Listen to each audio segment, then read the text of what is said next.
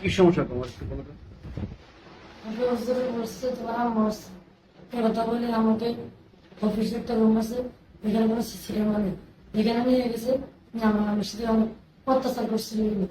আর বলছে আমি আমার মুখ সাথে জেলে দেখছি, বলার পর আমাকে বলছে যে তুই যদি তোর কিছু বলে যাস তাহলে তোকে মারে ফেলবি। এটা কোন মাদ্রাসা এবং হুজুরের নাম কি?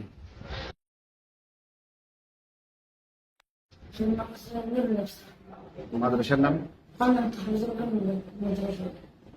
এটা তুমি তোমার কি পিতা মাতারা জানাইছো? কবে ঘটনাটা? এটা কবে ঘটনা ঘটছে? বৃহস্পতিবার। এটা কি তোমার সাথে এই প্রথম না আরো হয়েছে? ব্যাপার হচ্ছে কি, আমার নাতি এই ৬ বছরে এই মাদ্রাসাতে লেখাপড়া করে। তারপরে গত ১ বছর আগে এত একবার বলকাবে গেছিল এক হুজুর, পরে বড় হুজুর দিচ্ছে, বাইর করে দিয়েছে। বাইর করে দিয়ে